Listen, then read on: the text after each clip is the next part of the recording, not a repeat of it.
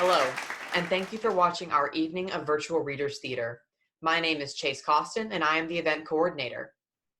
My name is Emily Sokin, and I'm the artistic coordinator. All of the scenes performed here were written during a playwriting and dramatic literature for children course at East Carolina University taught by Dr. Patch Clark.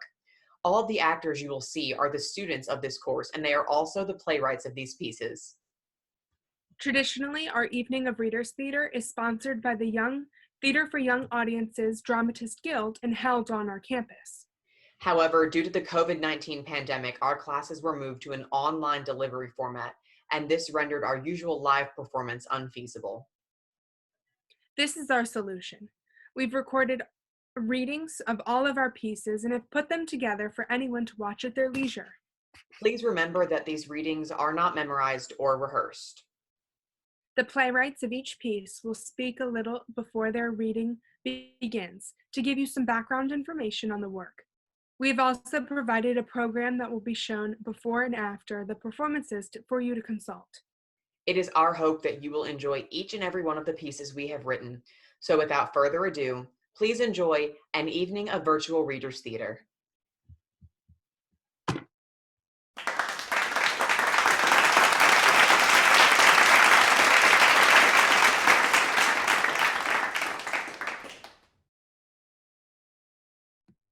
Hi everyone, I'm Emma Myers. Babar and his family was inspired by the children's book cover. The cover features Babar, an elephant, surrounded by his 3 little children. I took this idea and expanded it. After writing the script, I realized that the characters were a lot like my own family members. The story is special to me because it shows a healthy family in a time when many families are struggling. It reminds children that even if a family isn't perfect, that love is still there to help along the way. It encourages playfulness and positivity among family members. I hope you enjoy Babar and his family. Scene 1. Lights up on Babar, Cynthia, Tootsie, Matilda, and Todd. They all sit around a table finishing up dinner. The table can be made with 3 or 4 blocks to be used later in the play.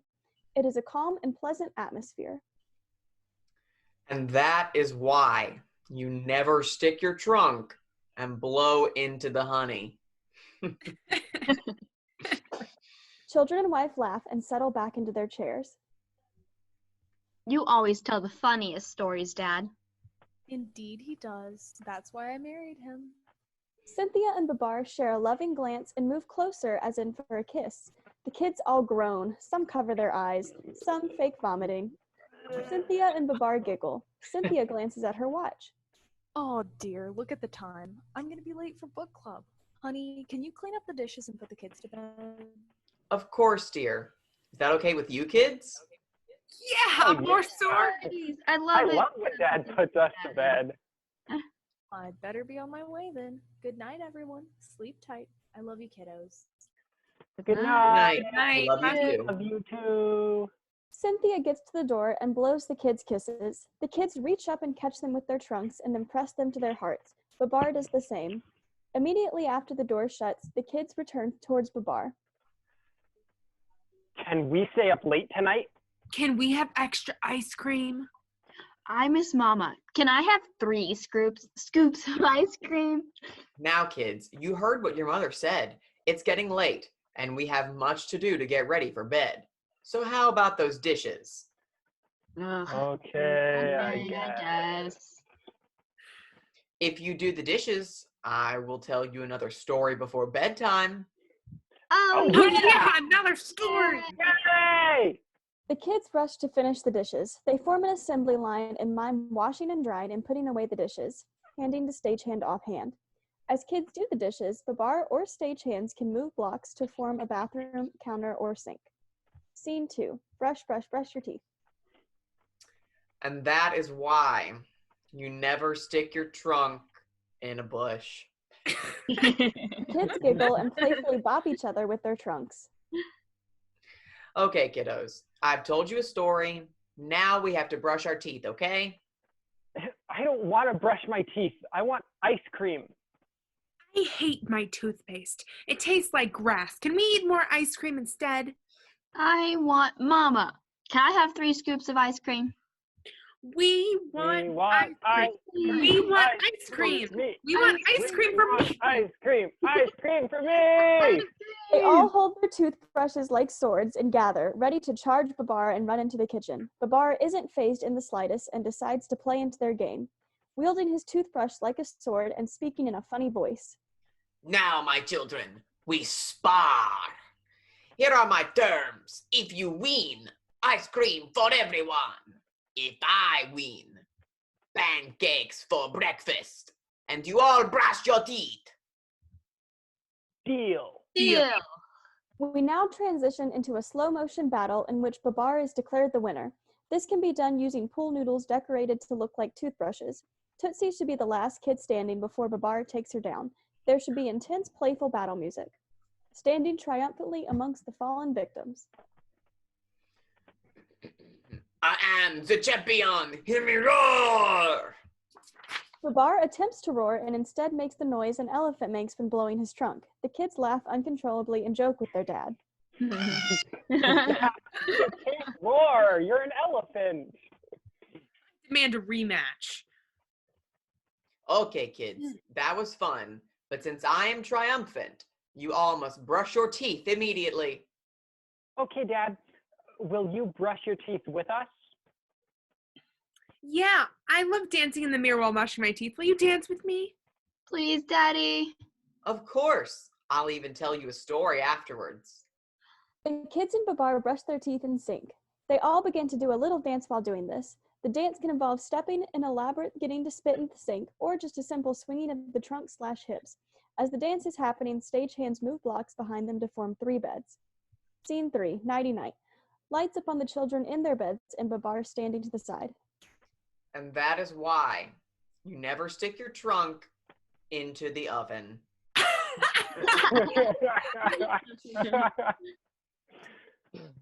Okay, little kiddos, time for bed. You've had your story, you've brushed your teeth.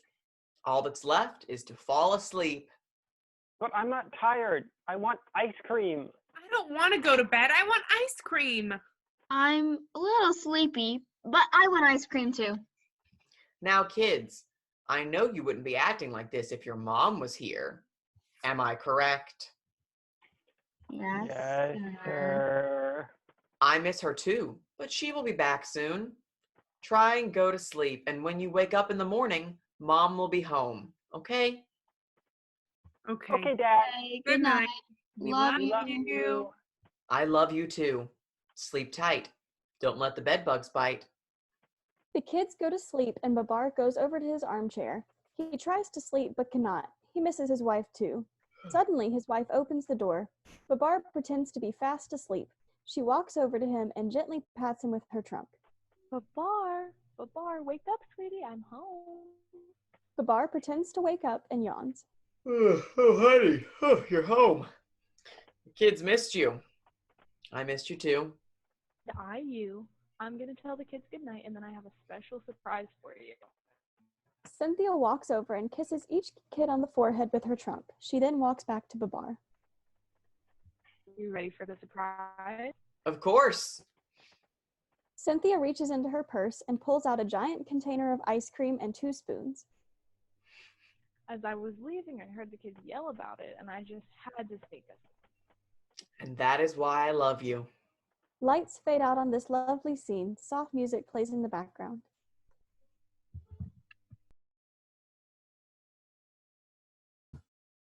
Hello, everyone. My name is Leah Allen. The story you all will be hearing today is called A Legend of Two Sisters. I was inspired to write this story after reading a children's book called Soulway by Lupita Nyong'o. The story teaches us about the origin of day and night through 2 loving sisters named Lane and Luna. It's a story about loving how you see yourself and not letting others badly influence you. Sit back, listen well, and I hope you enjoy it. The setting starts out in a family's home. The colors, purple, yellow, tan, and brown, are very present in the style and decoration of the home. There is a couch with 2 chairs and a coffee table. The wall is riddled with all kinds of beautiful art, and a bookcase rests in the corner of the room with lots of different books. Scene 1. Lane had skin that glowed like the moonlight at its highest peak. It was the color of midnight, a perfect contrast. Although she was beautiful in every way, Lane could not see herself that way. She felt she was too dark. The family is seated around a table eating breakfast. It is morning time, specifically 7 a.m. Enter Lane. Mama and Pop, I have decided that I am not going to school today. And I have decided that you are cuckoo for Cocoa Puffs. Luna and Micah laugh. With a concerned look on her face. Why don't you want to go to school, honey? The kids will pick on me. They say I look funny and call me names. All the family turns to look at Lane after that comment. There was something sad in Lane's voice when she made that comment. Her family felt that there was something not quite right. They looked around at each other in deep concern for Lane. What names do they call you, Lane? Looks down at her feet. I'd rather not stay. Are you sure, little sis? I'll beat them up for you. Boy, you couldn't bust a grape in a fruit fight. Seriousness breaks and everyone laughs. Thanks, Mitch and Dad. That made me feel better. I guess I can tough it out at school today, and I'll just call Mitch if I need any haters taken care of. That's the spirit, honey. You are a beautiful queen. Don't let anyone tell you different. The family begins to clean up breakfast. The children grabbed their books, bags, and piled into the car to head to school. Mama grabbed her purse and the keys, and they were off. Mama continued to look at Lane in the rearview mirror, concerned for her child. The car can be made of blocks, and Mama is holding a steering wheel. Scene 2. Transition to the entrance of school. It is set up like a schoolyard in the front of the school's entrance. There are school children talking and playing before the bell rings. Lane and Luna exit the car to join the students. Have a great day at school, my loves. Be great. Have a great day, y'all. And Lane, remember what I told you. Mitch and Lane fist bump. Exit Mitch and Mama in the car. Ooh, look everyone, it's midnight, back for another day of being too dark. Hi, Midnight. Leave my little sister alone. Don't you have anything better to do? Lane stands frozen to look at the ground, looking at her feet. Oh, wow. Midnight needs her sister to stand up for her. It's a shame how beautiful your sister is with her skin like sunshine. Lane runs off and begins to cry near the front door of the school. Luna chases after her. The school bell rings and students file into the door, walking past crying Lane, being comforted by her sister. Lane, you are more pretty than you could ever know. Don't let them get to you. Now come on, so we're not late for class.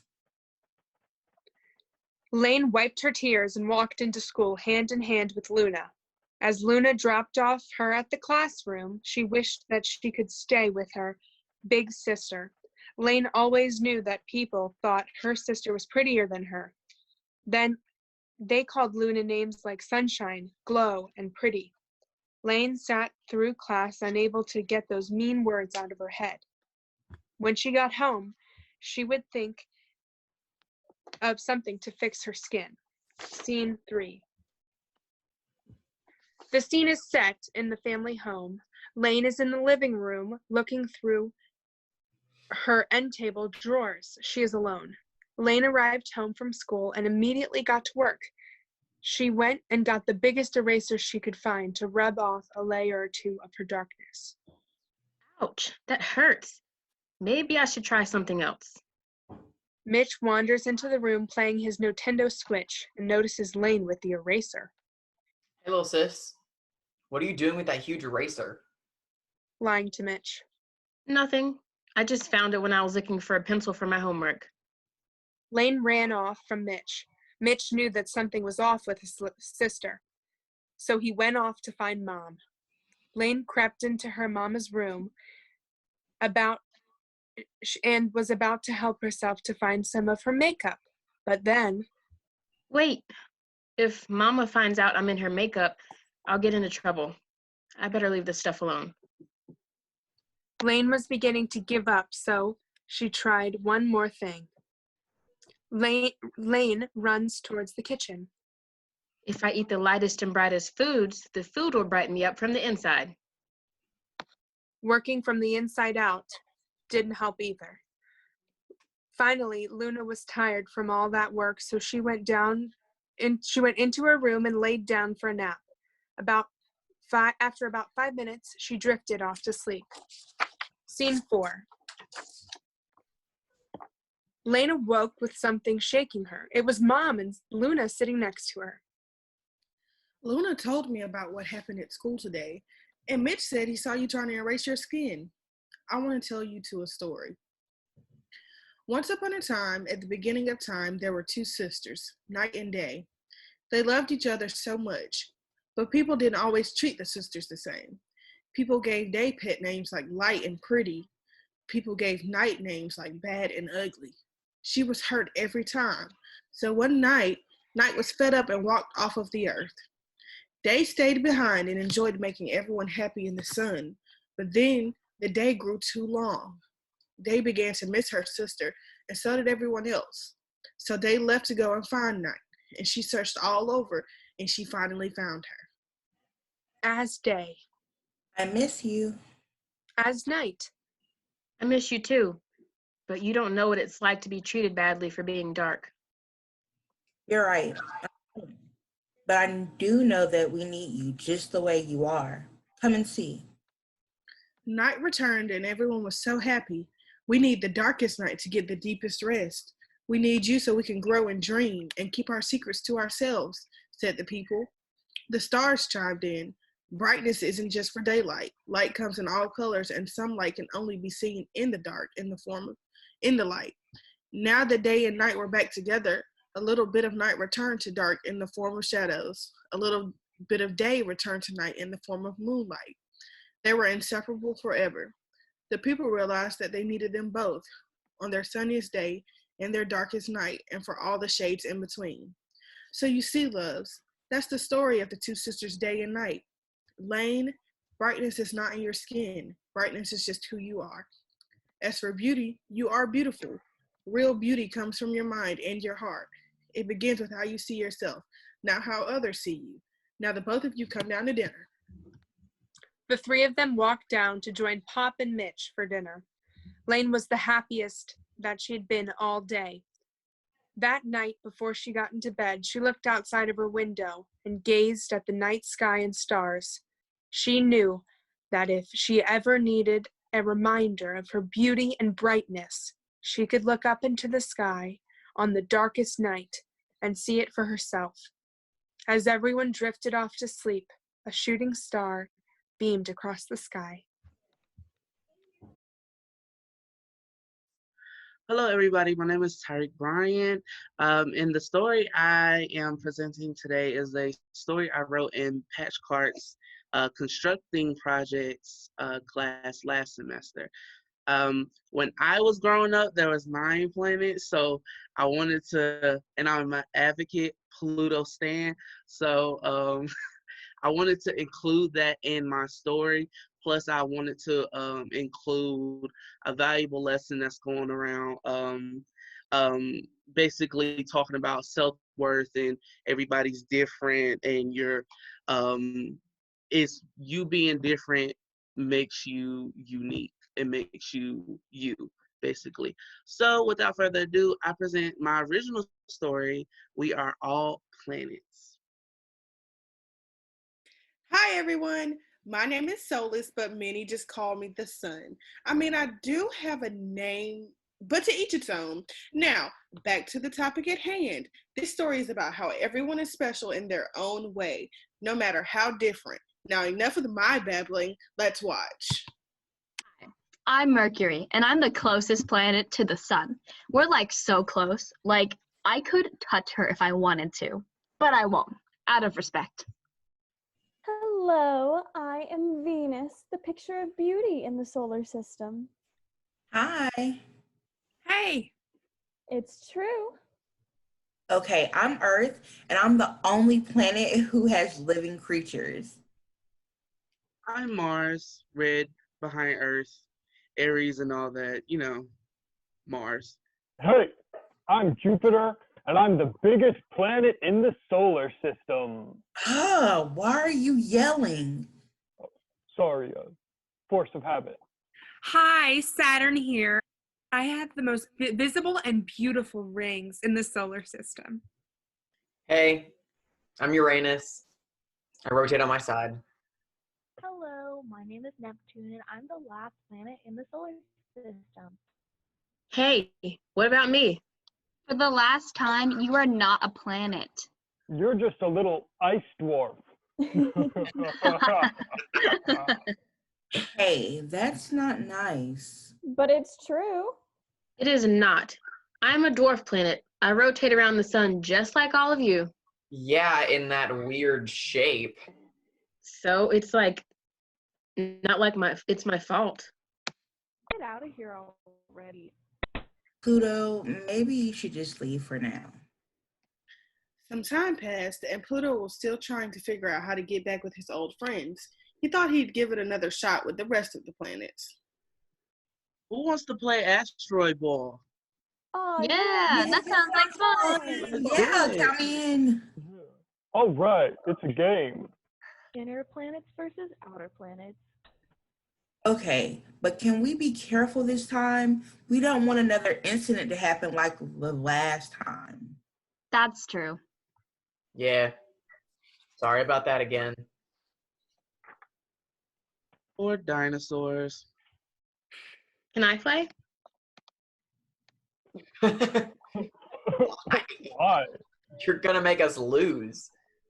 Come on, let Pluto play. You can be on our team. Fine, can we play now? You Look, get into it. Come on, Oh, here we go, let's do listen. it. already. That's it. Hey, Ooh, pass it here. You got it, Pluto. Come on, let's go. Get the ball already. You got this, Pluto. Pluto What picks in the- up the asteroid. It hits it hard. He hits it so hard that the asteroid flies out of the solar system. What in the world? Ugh, see, this is why we don't let you play. But Just get out of here. Stop it, everyone. He didn't mean to. I'm sorry, I didn't Leave. leave. Pluto slowly started to float away. You stop right there, Pluto. Who's that? She never talks. This is speaking. She never talks. What's going on here? Why are all of you treating Pluto like this? Because he's not a planet. Yeah, he's so tiny. What's up with him going around you in an awkward shape? So what? He's just different. You all are. Mercury, you have no atmosphere. Venus, you're the hottest planet in the solar system. Yeah. Yeah. Earth, your surface is 78% water. Mars has the biggest dust storms, and Jupiter has the most moves. Saturn, Uranus, Neptune. Okay, I get it. I see what you're talking about. Yeah, I have visible rings. And I rotate on my side. And Neptune has the biggest glaciers. And Pluto circles around me in an oval, the smallest planet and the furthest from me. Wow, we are different. Right. It's awesome. You see, you're all uniquely different, and that's okay. Yeah. Yeah.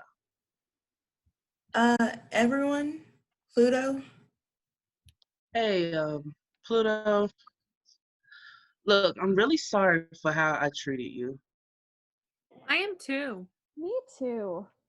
We all are, Pluto. Can you ever forgive us, please? Yes, I forgive you all. Yay! Hey, Pluto. Oh. Pluto, so, what do you want to do? Well, you know what I would love to play? Asteroid Ball. Oh. Yeah, We call Pluto. Sir? You bet. And that's the end.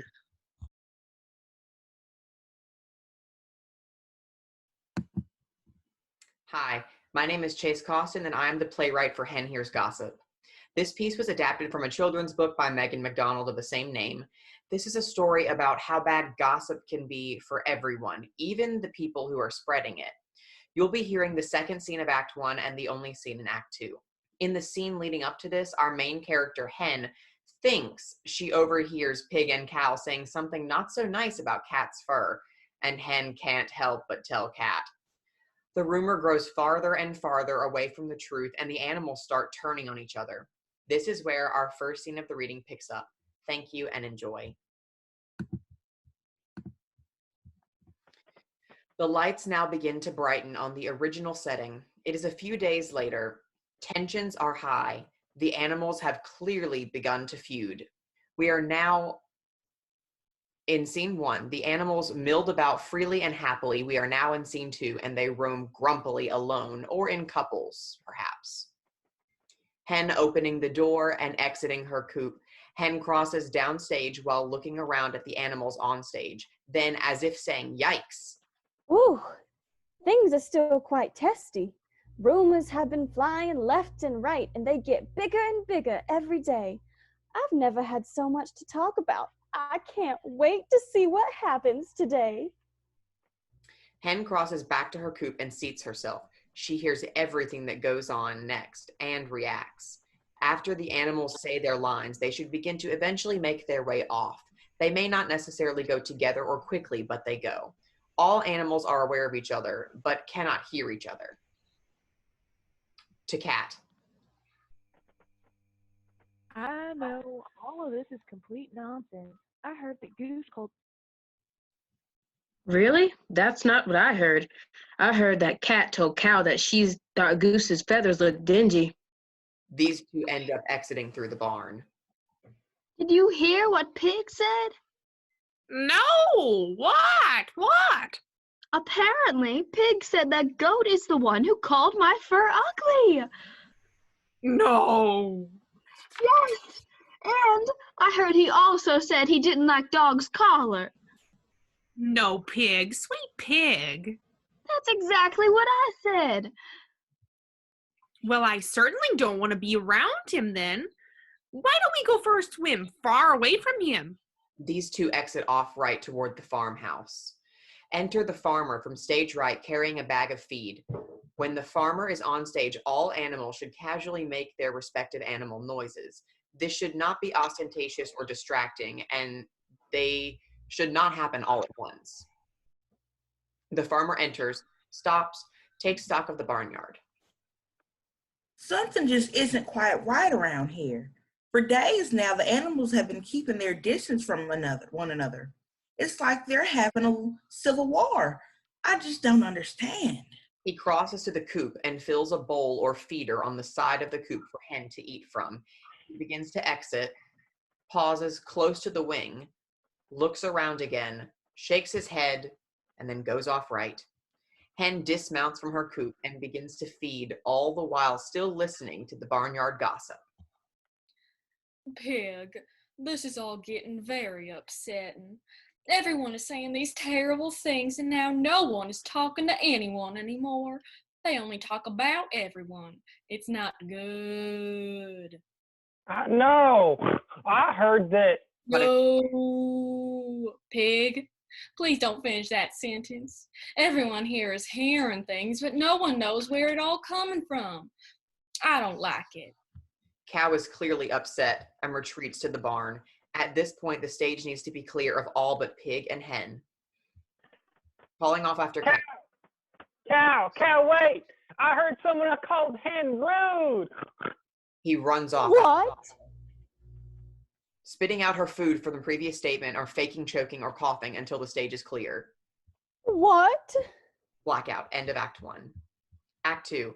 At Rise, we are now inside the barn. A new backdrop has fallen over the first. It is painted to resemble the back inside wall of the barn. It should have stalls, hay bales, and wooden X's. The lighting is dim. The atmosphere is tense and cold. The animals are in a range of states from scared to anxious to irritated, etc. No one is happy. They are seated in a semicircle. We should feel as though we are at an intervention. Hen's seat is upstage center at the middle of the semicircle. If possible, there should be spotlights directly over each of the animals shining straight down on them, in addition to the rest of the lighting. Scene 1. Hen calling the animals into order. All not seated should seat themselves now. Okay, everyone listen up. It's time to get down to business. I have called you all here to talk about what's really important. Me. It has come to my attention that someone called me.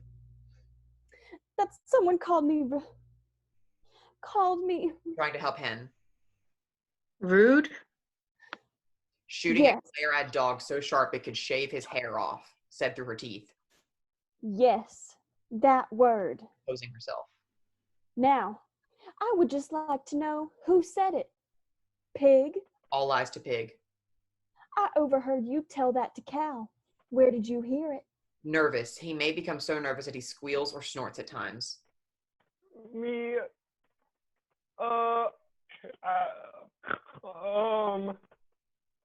Spit it out, Pig! Abruptly snorting it out as if it had been hit out of his back. Goose! All gasp. Pig then back to the nervous self.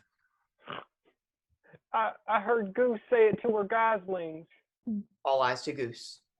Goose, how could you? What? That's just wackadoodle. I would never say something mean like that.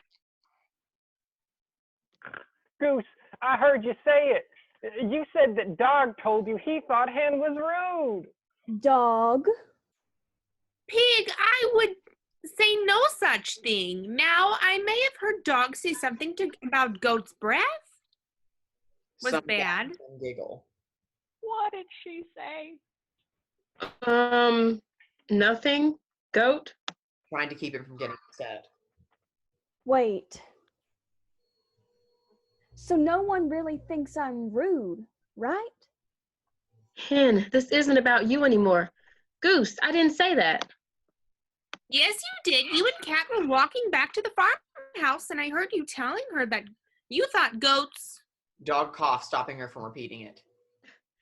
That's not what I said. I was telling Kat that I overheard Hen telling Kat that Goose said she dressed bad. All gasp. Cat getting fidgety and upset again. He's right, Goose. And I told him that that wasn't quite what Hen said. She said that you called my fur ugly, which, by the way, was very mean. Oh my goodness, I would never say that about Kat. We're friends. I thought so too.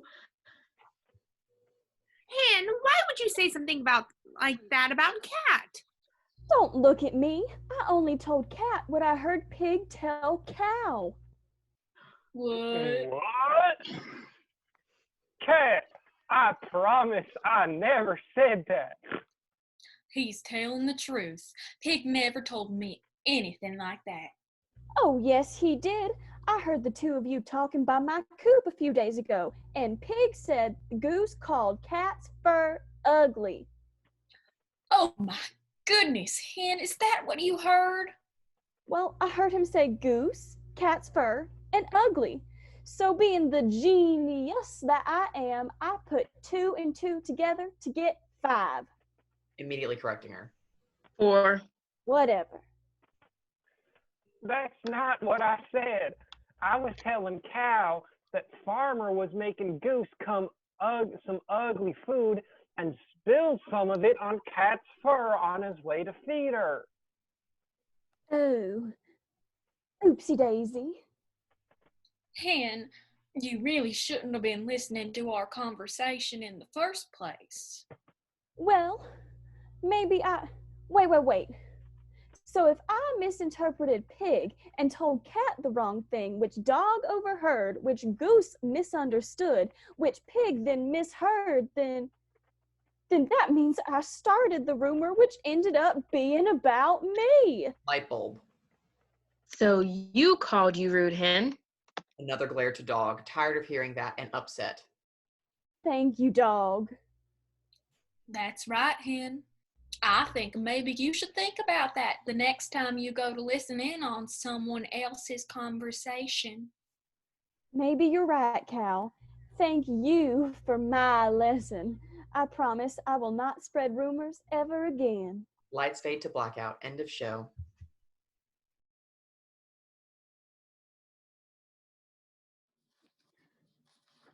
Hello, my name is Ethan Wolf. This is a piece called Ghost Populations. It was inspired by an assignment that we did during class about living newspapers. I read an article about scientists discovering evidence of a completely new population of ancient humans. And this gave me the idea for the characters of Ugg and Gronk, who would educate the audience about the effects that the humans have been having on the Earth, such as global warming and invasive species introduction. We're going to be reading an excerpt from the first scene where you are introduced to the characters of the narrator, Ugg and Gronk.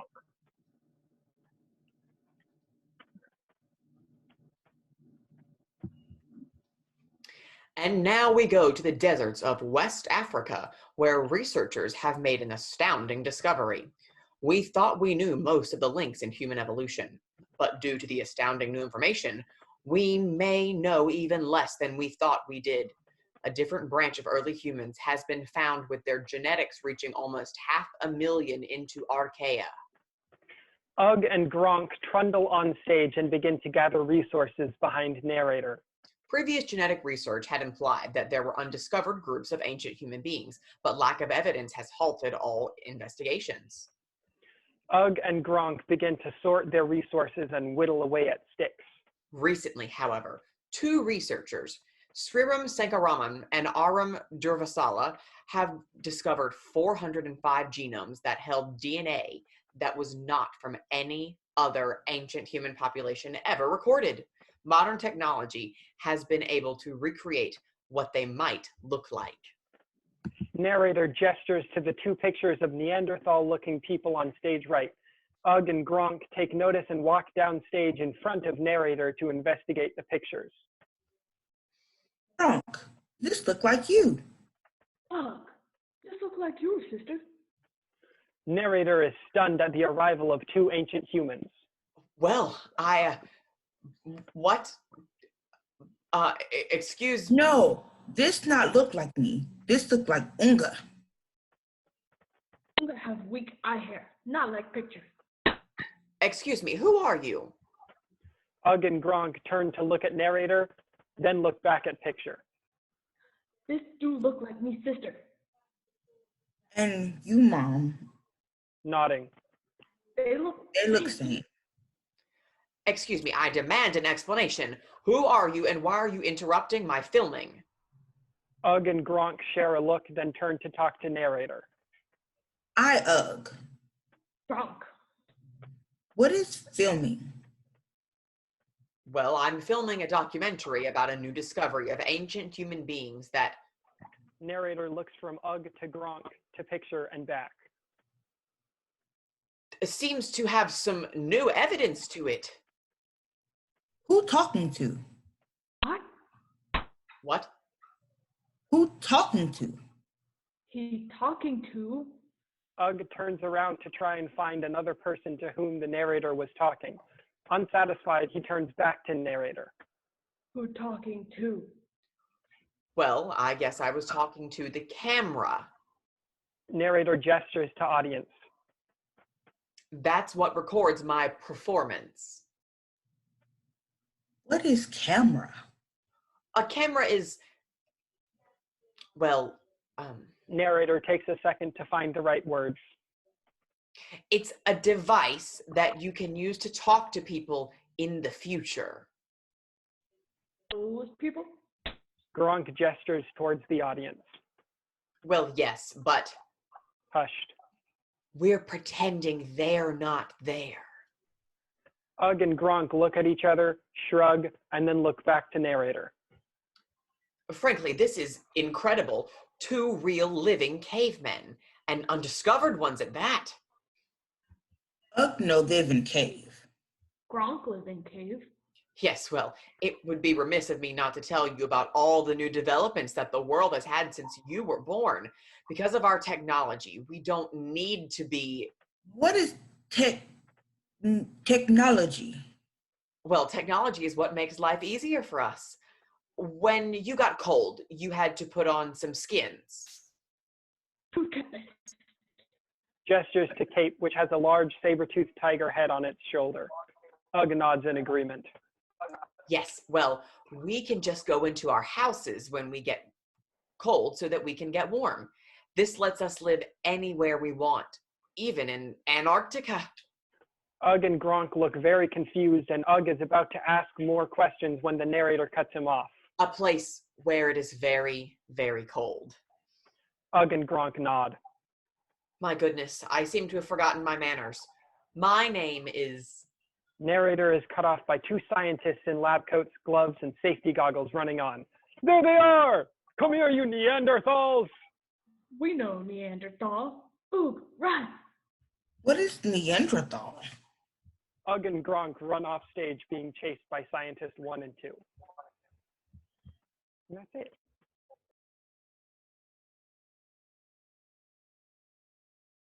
I have adapted the story The Pet Dragon by Christoph Niemann. This is a story about friendship and depicts two best friends, Lin and Zhang, and their adventures as they grow up together. We will be reading scene 3 through the end of the play. In scene 1, Lin gets a baby dragon for her birthday and she names it Zhang because it has a small yellow triangle on its forehead that looks like the head of an arrow, and Lin loves archery. In the scene right before what you are about to hear, Lin and Zhang were playing soccer in the woods by their house. Now it is later that day and it is raining outside, so they have to play inside. Let's see what happens. Enjoy. Scene 3. Same day. Lin and Zhang have come back to the house for lunch. They have just finished eating and have a lot of energy. It's raining now, so they are playing soccer in the living room. Come on, Lin, roll it to me. I bet I can kick it all the way across the room. Okay, here it comes. Now kick it. Zhang kicks the ball as hard as he can. It flies across the room, over the couch, and bounces off the bookcase. Whoa, that was awesome. Yeah, that was awesome. Again, I'm going to kick it even higher. I'm the best soccer player ever. Come on, Lin, roll it. Roll it. Okay. Here it comes. Okay, watch out. This is going to be the best kick ever. Lin goes to kick the ball, but trips on the rug and kicks the side of the ball. It goes flying. Lin ducks as the ball flies over her head. It's heading right for Mom's special vase. Oh no! Zhang scrambles up and both Lin and Zhang dive for the ball, but can't get there in time. The ball hits the vase and knocks it to the floor. The pieces shatter on the ground. Lin and Zhang run over to the broken pieces. Oh no! I'm gonna be in so much trouble. We have to try and fix it, Lin. As Zhang tries to put the pieces back together. Z, there's no hope. It's gone. We have to tell your mom. No, we can fix it. Help me, Lin, please. Z, I can't. We have to tell her. Mom and Dad enter and see the broken vase, yelling. Lin, what did you do? It wasn't Lin. It was me. Ashamed, doesn't know what to say. To Mom. I told you we shouldn't have gotten her a pet. I knew she couldn't handle it. To Lin. Go to your room. Zhang starts to follow Lin, but Dad stops him. You stay here. Honey, it's okay. Really, it's just I'm sure it was a mistake, right, Lin? Lin nods. I said to your room. We'll discuss this later. Lin exits stage left to her room. To Zhang. You, young man, will have to stay in your cage from now on. You cannot be trusted not to break things. You must learn your lesson. Zhang nods. Dad goes off stage and grabs a set piece that looks like jail bars. It is wheeled out and put in front of Zhang up stage left. End of scene 3. Scene 4. Lights up on Zhang sitting in his cage. Weeks have passed. Lin spends her days sitting in front of Zhang's cage, talking to him. Zhang has grown bigger. Today, Zhang is especially upset about being stuck in the cage. He wants to run and play so desperately. Lin enters and sits beside Zhang's cage. They sit in silence for a while. Z, After a while. What? are you okay? Not really. I want to play soccer so bad. I want to play chase in the woods and race you back to the house so I can win. Zhang smiles. Yeah, right. I'd totally beat you any day. Can you ask Dad again, please? Maybe this time he'll say yes. Z, you know I ask him every morning, afternoon, and night. He won't let it go. Mom has tried convincing him to let you out too. I promise I've begged. He says we haven't learned our lesson yet. It's been forever. Ugh, I hate this place. I'm a dragon. I'm supposed to be flying in the clouds. Z, don't say that. I'll get you out. I promise. Best friends? Gives Lin a playful look. Best friends. Lin and Zhang do their secret handshake through the bars. From off stage. Lin, come help me with something.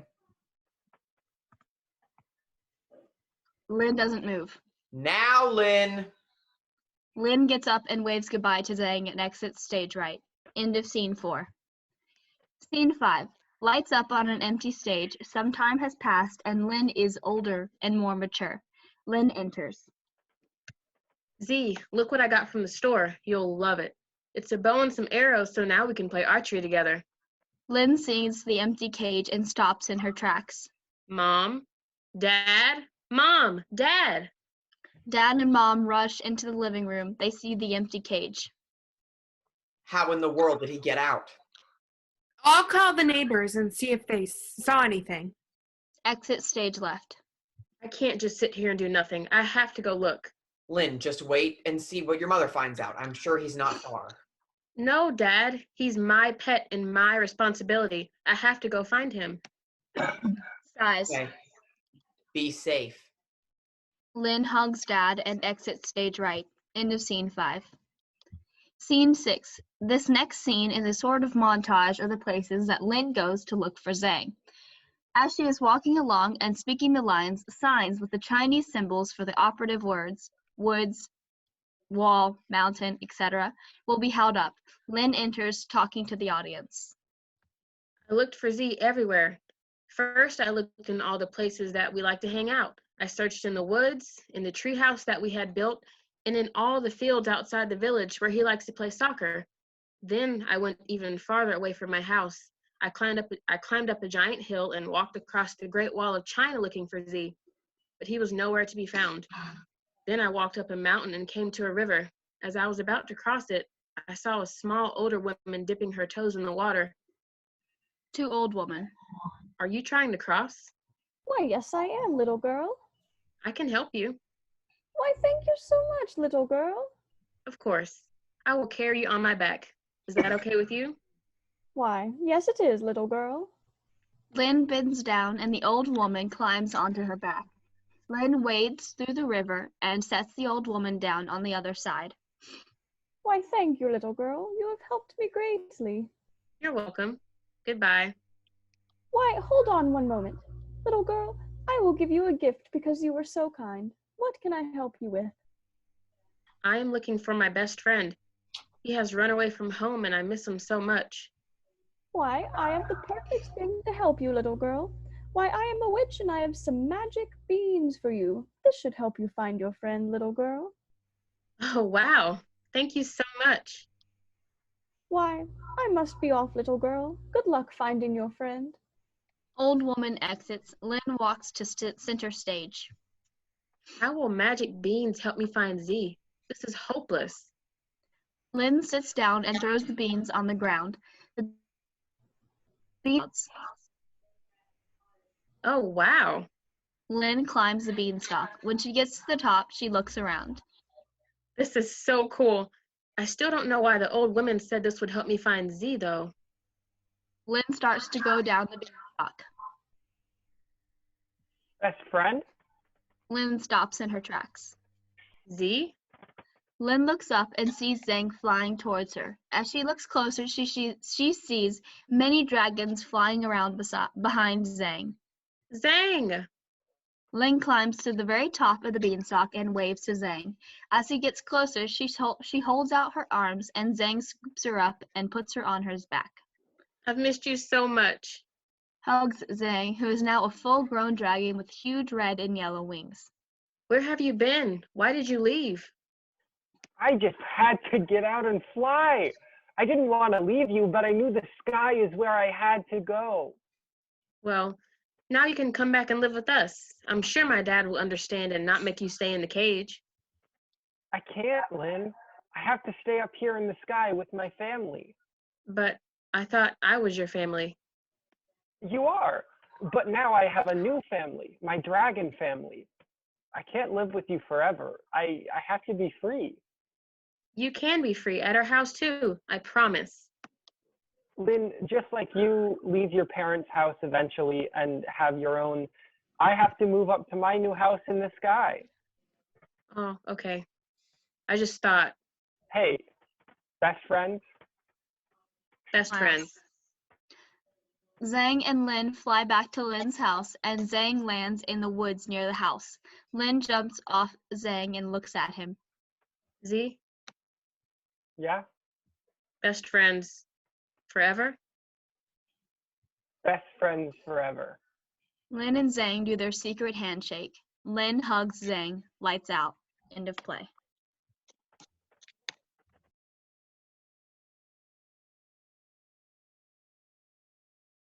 This story is an adaptation of a Poland Jewish folktale. I remember listening to my mother and Bubby tell this story as a child. As a child, I didn't appreciate the true message of this fun tale, but now I know what the message means, and if you have a little, you should appreciate it. You should appreciate whatever you have. All right, it could be worse. A small house is set up with chairs or flats. There's a bench downstage right for the rabbi to sit. He is on stage the whole time.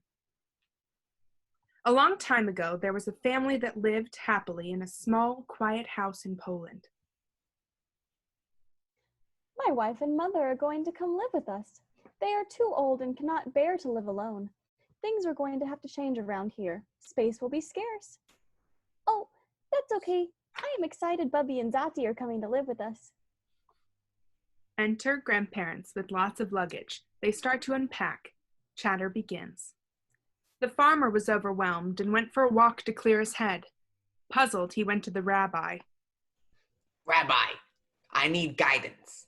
My in-laws came to live with us, and the house is too small, but I can't afford to build a bigger house. The rabbi thought and replied, Let them stay.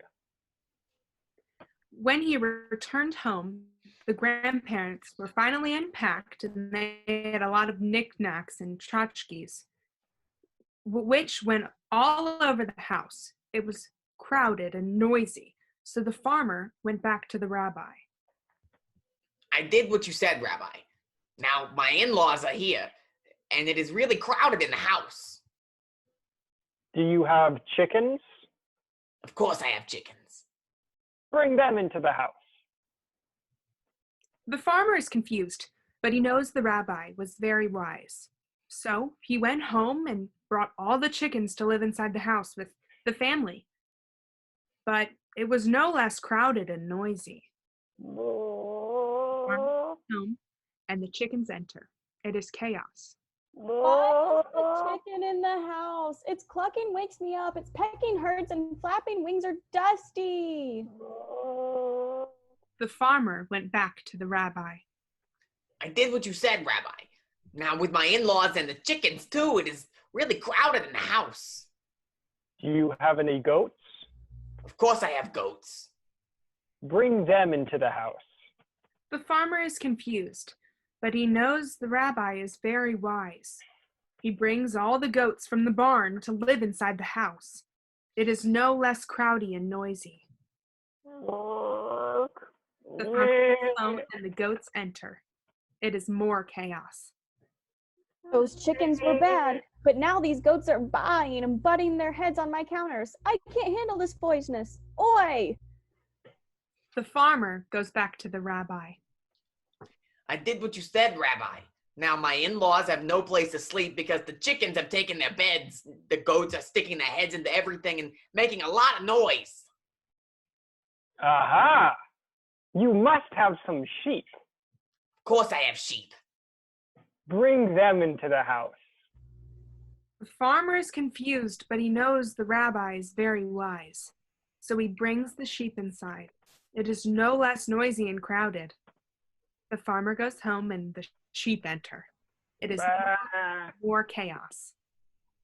Oy vey! The chickens are clucking and flapping their wings. The goats are baaing and butting their heads. The sheeps are baaing too and breaking things.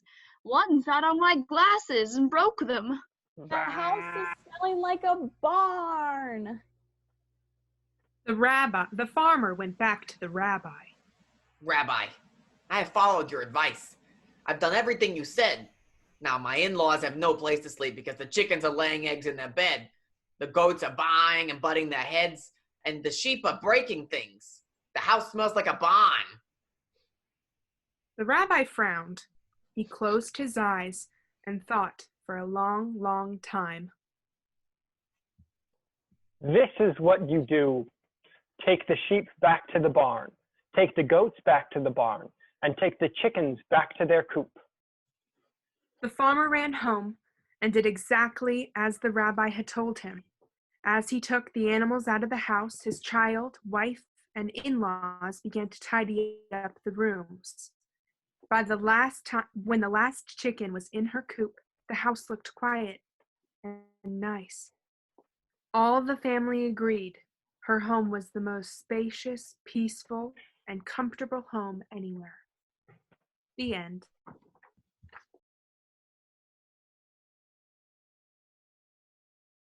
Hello, my name is Jessica Crenshaw, and you are about to view Act 2, Scene 1 from my adaptation of the book Bird Songs by Betsy Franco and Steve Jenkins.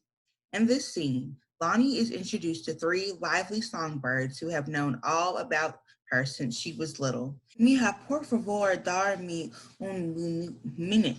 Please slow down. I keep losing you. Sorry, Grandpa. I'm just so excited.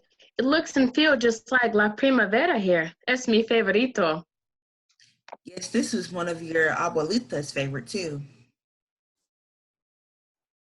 When she wanted to take a siesta, I would look for her when it got too late, and she would be aquí mimoso. And 3 little birds would always sleep on her. No parque, Lonnie. You'll scare them, mija. Escaparse de mí. Grandpa, help me. Oh no, Lonnie.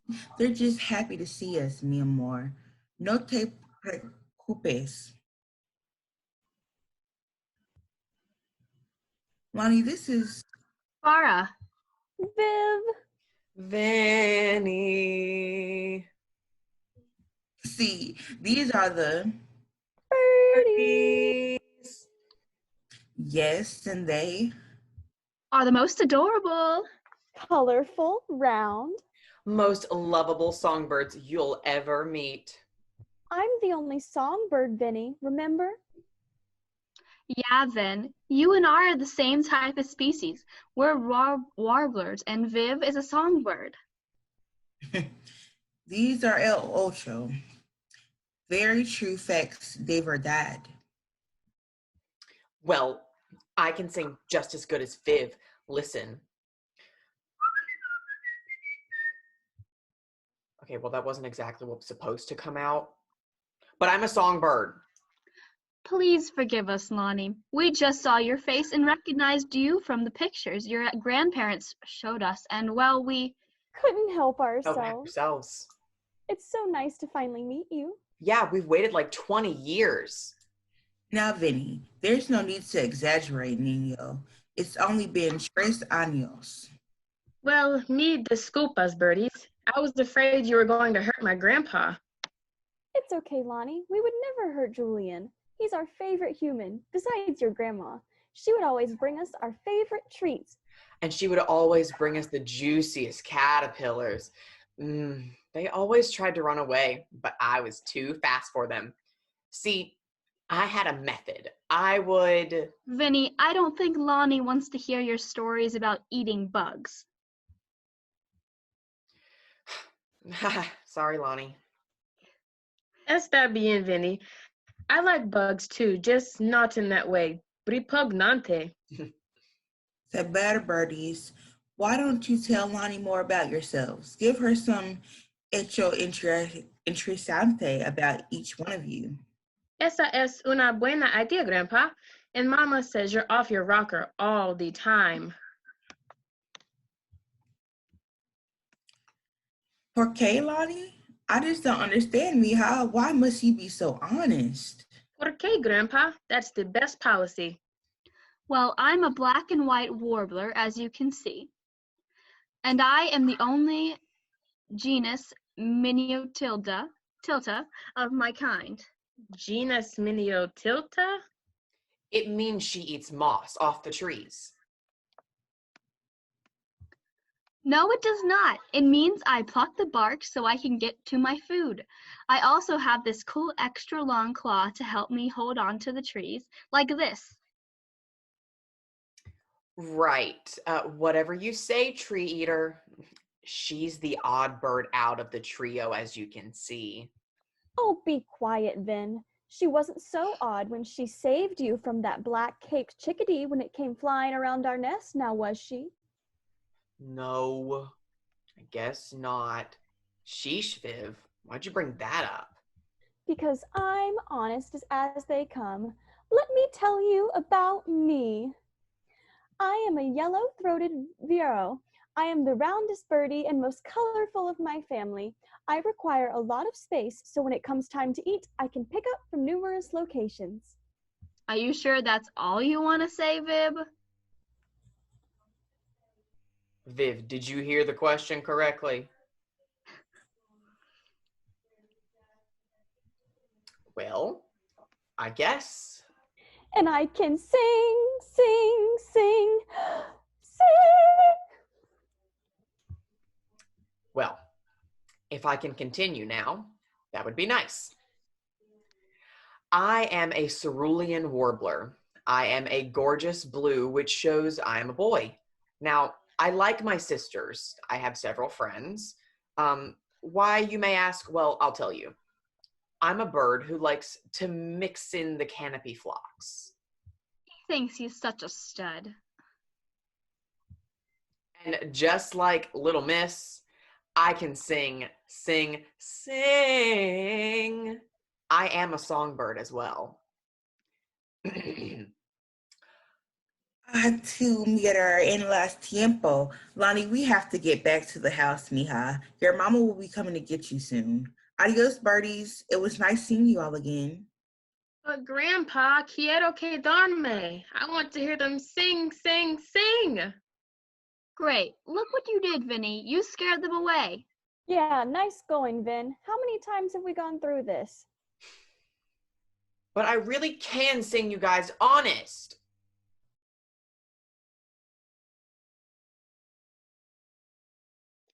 Hello, everyone. My name is Cassie Murray, and the following script is a piece that I wrote in Patch's playwriting class. She let us choose a random book cover and base a script off of the picture, like the cover of the book and the title of the book cover. My book cover was, Have You Ever Seen a Moose Brushing His Teeth? And I decided to write about a character named Max the Moose who really wants clean teeth and his adventures to getting clean teeth. So this is Have You Ever Seen a Moose Brushing His Teeth? I hope you enjoy.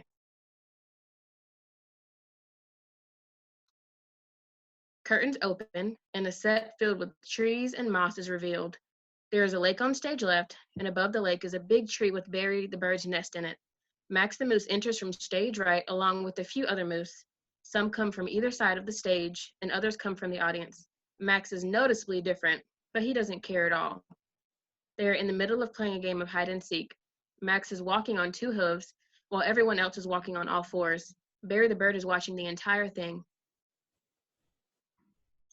All right, I'm going to count to 10, and then I'm going to come and find you.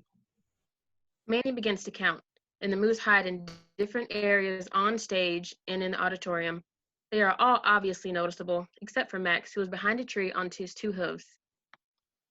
7, 8, 9, 10. Ready or not, here I come. Manny looks around and starts to point out the other moose.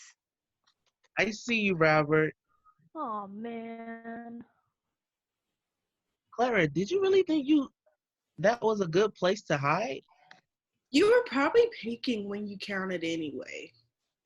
Manny continues to find all of the other moose except for Max to the audience. He'll never find me here. Manny walks around and then walks up to the tree that Max is behind. They begin to both circle the tree at the same time. After going around the tree once, left and right, Manny decides to give up. The other moose are laughing. I give up. Where could he be? Notices the other moose laughing. Why are you guys laughing? Max sneaks up behind Manny and scares him. Boom! Ah! Gotcha! Hey, that's not funny. Were you standing on 2 hooves again? That's cheating. You only call it cheating because you couldn't find him. The other moose laugh, and Manny is embarrassed. Oh, whatever. I'm going home. Come on, Clara. Mother is probably looking for us. Clara sighs and starts to walk off. She then stops and turns around. I thought it was pretty cool. Thanks, Clara. Clara! I'm coming. Manny and Clara walk off arguing, and the other moose exit with them all saying bye to Max. Max sighs and then walks over to the pond. He looks up at the tree above the lake and notices Barry. Hey, Barry. Were you watching the whole time? I saw every bit of it. You're the best hide-and-seek playing moose I've ever seen. Thanks. I don't think Manny likes me, though. Forget Manny. He's just jealous that he's not as cool as you are. That Clara seems to like you, though. Max blushes. Ew, she's Manny's sister. Okay, whatever you say. Do you have any new ideas today? Well, I have had a thought about something that has been bothering me lately. Well, let's hear it. It's my teeth, Barry. Your teeth? What's wrong with your teeth? They're not clean enough. There's always stuff sticking out of them and I can't get it out. So these are the things you think about daily. You are a little different.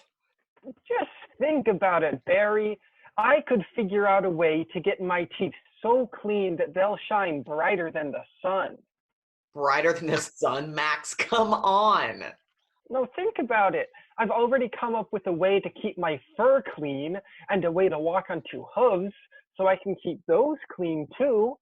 Why can't I come up with a way to keep my teeth clean? You know what, Max? You're right. And even better, I'm going to help you do it. Really? Why not? I need to travel more. Maybe I can find myself a lady friend on the way. You can have me as a friend. Not that kind of friend, Max. Oh. Barry shakes his head and laughs, and they exit the stage. It is now the next day, and Max enters from stage right. He is wearing a hat and glasses. Barry is up in his nest asleep. Max sneaks up to the tree and scares Barry. Boom. Barry wakes up frightened and falls out of the tree. Ah! Please don't eat me. I don't taste good. I'll give you all of my eggs I got. Laughing. Barry, you can't lay eggs. Well, how do you know that, Mr. Barry finally realizes it's Max. Wait, Max? Max is still laughing. You can't do that to me! I thought it was the end! That's what you get for sleeping in on this important day. This is the day I finally get my teeth clean. So, have you come up with any ideas to help me get my teeth clean? I thought it was your job to come up with the ideas. Barry, you said you were gonna help. I am helping. I'm watching you to make sure you don't try anything too crazy. Come on, Barry, you promised. I need all the help I can get. Max looks at Barry with a sad face, and Barry caves. All right, but don't expect me to do all of the work. I know I'm the smartest bird you know, but I can't do all of the heavy lifting. You haven't done... Oh, never mind. Let's start looking around for things to use. Barry nods his head, and they start looking around. Max walks to stage right, while Barry walks to stage left. After a few seconds, Barry looks frustrated. He turns around to see if Max is paying attention to him and decides to sit by the lake. He starts playing in the water and then gets an idea. Hey, I've got an idea. Is this another one of your jokes, Barry? Oh, believe me, I wish it was, but this is serious. Come over here. Max walks over to Barry and looks around confused. So your big idea is the lake. Yeah, just take some water and swish it around in your mouth to get whatever you got stuck in there out. Barry, that doesn't make any... Wait, that could actually work. Well, duh. I came up with the idea. Max rolls his eyes and walks over to the lake. He bends down and starts to slurp water from the lake. He begins to swish the water around his mouth and then swallows it. Was I supposed to swallow it? I don't know. How do your teeth feel? There's still stuff stuck in them, and they still have a sticky feeling. Well, I tried. If only I had something to get in between my teeth. Yeah, like something pointy. Max looks at Barry and gets excited. That's it! What's it? What you just said, something pointy. Okay, but where are you going to find something really pointy out here? Max gives Barry a look. What? Wait, you don't mean... No. Yes, your beak would be perfect. It's sharp and pointy. It would be able to hit all of the nooks and crannies between my teeth. Absolutely not. I don't know what will happen if I go in there. Those are some big teeth. One chomp down and I'm history. Come on, Barry. Please. Max gives Barry a sad look. Fine. But you better not bite me. I won't. Barry hesitates and then goes toward Max, getting nervous. He calms himself down and then leans in. Just as he's about to put his beak in Max's teeth, Clara walks in from stage left. Hey, what are you guys doing? Relieved. Thank goodness. I did not want to go in there. Barry was trying to help me pick my teeth with his beak. It's very sharp. Ew, that's gross. Why not just use a stick? Max and Barry look at each other. Oh. There aren't any sticks around here, though, that are as pointy as Barry's beak. You could try to sharpen one. Whispers to Max. Why didn't you just get her to help you? Do you know how to sharpen a stick? No, but I'm sure we could figure it out. Manny enters from stage right. Sarah, Mom didn't say you could. Oh, it's you guys. What are you up to today? Trying to figure out how to fly next? No, but that's a good idea. Remember that. They're trying to come up with a way to get Max's teeth clean. Are you serious? That's the craziest thing I've ever heard. You're only saying that because you didn't come up with it. Oh, be quiet. Are you supposed to be at home right now? Mom didn't say you could come out here. Looks like I'm going to have to tell. Ugh, fine. Good luck with your teeth, Max. Thanks for helping. Come on, Clara. I'm coming. Manny starts to walk off, but then turns around towards Max. Have fun playing with your little bird friend, loser. Barry gets upset and starts to head towards Manny, but Max stops him. Manny laughs and then exits the stage. Why didn't you let me go after him? I could have taught him a lesson. He's not worth it, Barry. You know what? We're going to find a way to get my teeth clean and then he'll see.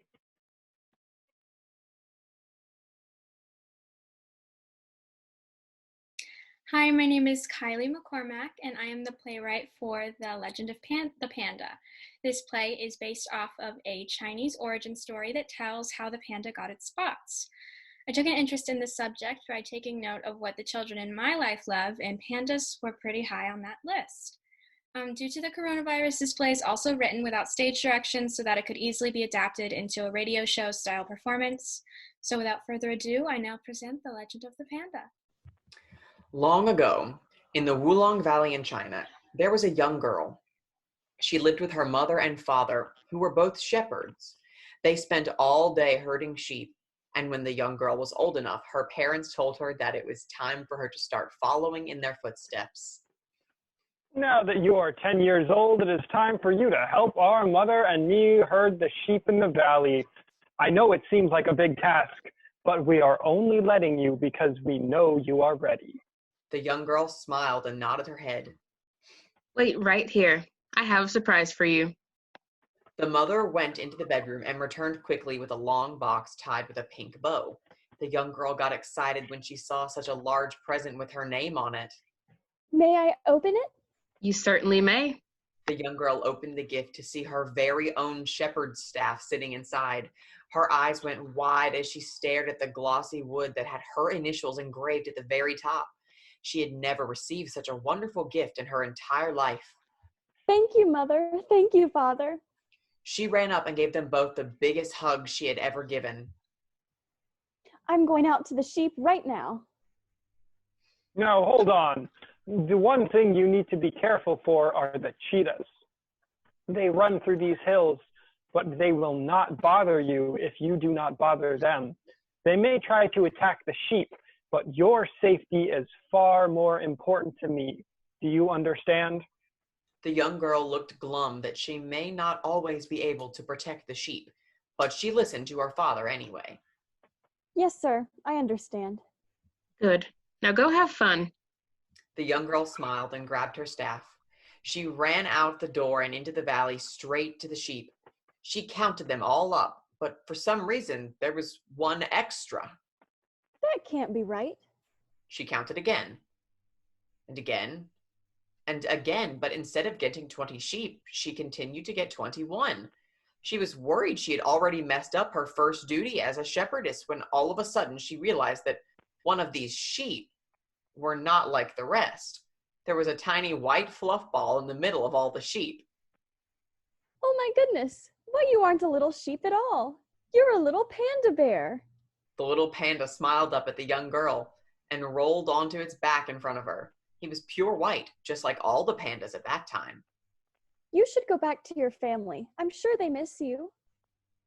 The little panda looked up at the young girl with no intention of leaving her side. She sighed and decided that he was now an honorary member of the herd. For the next month, each day that the young girl went out to the valley, the little panda was sitting right in the middle. Over this time, the young girl and the little panda became the best of friends. If she ever found any bamboo, she would feed it to the little panda as a snack. One day, as the young girl was guiding the sheep back home, she heard a noise coming from the bushes. What was that? Who's there?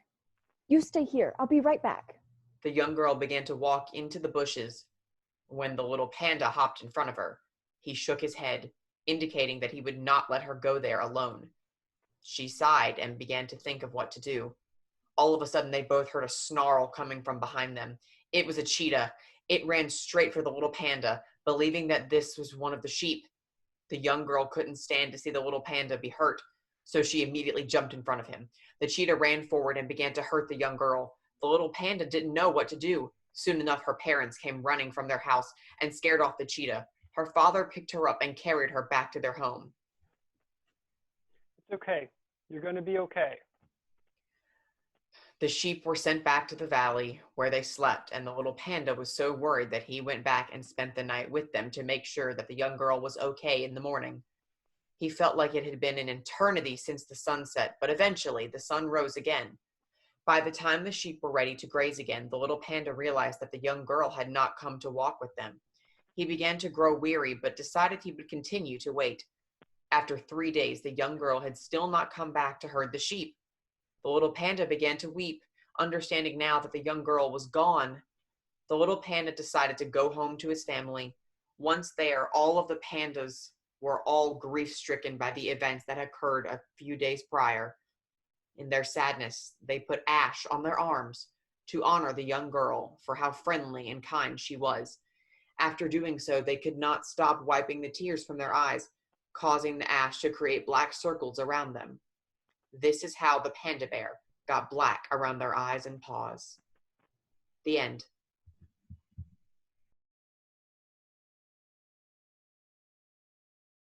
Hello, my name is Annie Eagleston. I'm the writer of Theo the Stripeless Tiger. In our playwriting class, we were assigned different book covers. A lot of other people's stories came from the same thing. To inspire our writing project, my book was called Bees, Snails, and Peacock Tales, Patterns Naturally.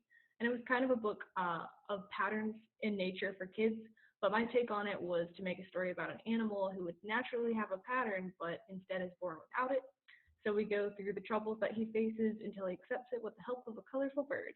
But that implies the peacock character. I also included a snail and a bee, but we won't meet them in the first act. And I ended up liking it a lot more than I thought I would. So I hope you guys enjoy it. Act 1, Scene 1. Lights come up on a grassy area with large rocks. The tiger cubs are underneath a shade tree. A sunrise is visible in the back. Theo wakes up to his siblings playing around him, trying to get him up. Wake up, Theo. Yeah, come on, we're gonna miss the buffalo run. He always sleeps late. Complaining, coming to and rubbing his eyes. Jeez, guys, what's the rush? Today is the Buffalo Run. We gotta run to the edge of the cliff if we want to watch it. We missed the last one, and we can't miss this one. Okay, gosh, let's get a move on then. Finally. They walk off stage and come back on panting. The set has changed to the watering hole, with some tall grass surrounding it. 2 zebras are to the right of the watering hole, a giraffe is seen under a tree beside it, and an antelope is behind it sipping water beside an elephant. They can silently ad-lib and do their own thing. Now that was crazy. Yeah, they were so fast. They were like, pew, pew, woo. Yeah, I want to race like that. Ow. Man, you guys had me stressed out the whole time. I had to catch you two from falling off the ledge. Twice. Zane the zebra walks up them. Hey, fellow striped pals, and the boring one. What are you got going on about? We were just talking about the buffalo run this morning, and I'm not boring. Mom just says my stripes are coming in late. Yeah, see, the thing is, we were born with ours. Maybe you aren't meant to be striped. Hey, lay off, man. Our mom knows best. They'll be here any day now. Yeah, watch it. He's different, but still our brother. Yeah, what he said. Yeah, whatever, lamos. I just wanted to hear about the buffalo run. Catch you later. Come on, guys. Let's head home. Last one there is a rotten ostrich egg. Whoa, no way am I gonna be a rotten ostrich egg. Stumbles getting up and runs off stage after Sam, quickly walking off stage after them. Guys, wait up. One of you are going to run into a rock. We're left with looking sad as the sun is setting.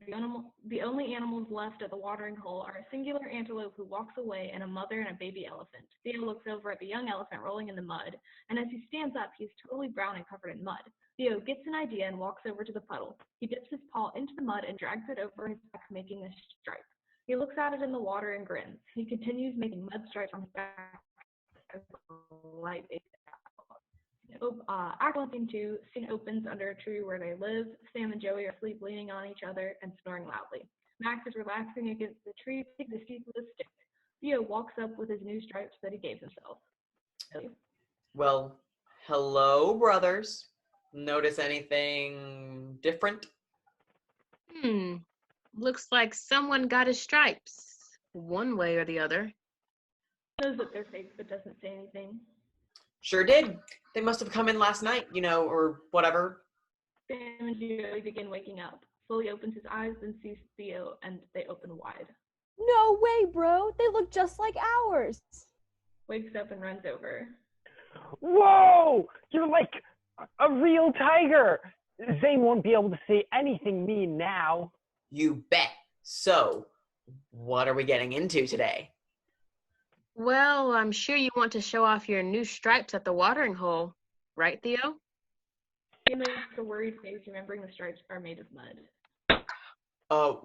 Well, actually, I thought we could... Oh, come on. We gotta go. Everyone will be so surprised. Yeah. I want to see the look on Zane's face. Hey, guys, there's a lot of other fun things we could do. Maybe... Watering hole! Well, it seems we've reached a verdict. Makes a look at Theo before turning and walking off. Come on, kiddos. Sam and Joey get on either side of Theo and pull him along. They come back on stage and arrive at the edge of the watering hole. Check it out, guys. Shoving him forward. My little bro got his stripes. The animals at the watering hole surround him, murmuring and ad-libbing, and then go back to what they were doing. Jeff walks up, sniffs, and pushes his glasses up onto his nose, then leans in and looks at the stripes closer. Well, I should say, how interesting. They're almost flaky. Might take a sample of your... Jeff, please do not make this into another one of your science experiments. Yeah, man, he got his stripes. Who cares how? I'm a man of science. If I happen to stumble upon an anomaly of sorts, I don't hesitate to, Hey, Jeff, why don't you go check out that rhino over there? His horn looks a tad crooked, doesn't it? Gestures to rhino across the watering hole. Well, now that you mention it, I mean, a 3.65 have crooked rhinos, and I mean, that would... Phew. Once that giraffe starts talking to you, it's almost impossible to get away. Right? I once saw him talk to a crocodile for an entire day. Yeah, the story goes he's hiding from him under the water till this day. Zane walks up with a smirk on his face. Hey, nice stripes you got there. Kind of brown, don't you think? Well, I just got them last night, so... Yeah, they'll probably get darker in a couple of days. That's what I was gonna say. Max watches from afar. Okay, then. If your stripes are actually real, they wouldn't come off with a little water, right? Well, I mean, I don't know. Come on, they'll be fine. Do it! Do it! Guys, I gotta... Zane dips his tail in the water and flicks it onto Theo. His stripes begin to run and the mud comes off his back. I can explain. What? They were fake? Why would you do that, man? Yeah, what gives? Yeah, my work here is done. Nice try, though. Walks off stage shaking water off tail. I'm really sorry, guys. The stuff Zane was saying really got to me. I'm starting to think I'll never get my stripes. Well, I'm out. I'm with him. Let's go. Sam and Joey make disappointed faces and walk off stage ad-libbing and complaining about it. Max walks to Theo and puts his arm around his shoulder. In the background, we can see two small shadow shapes of a bee and a snail listening behind a nearby rock. Theo, I knew they were fake.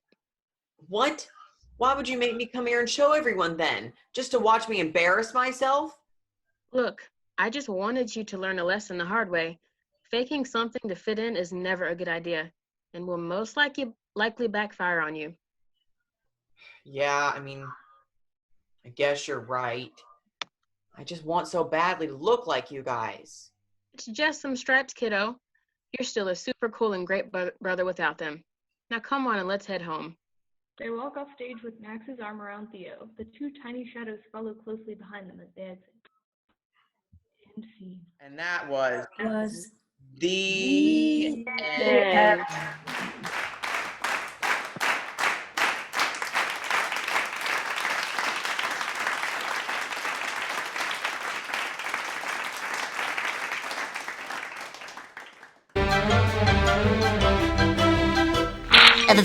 end. That's all, folks.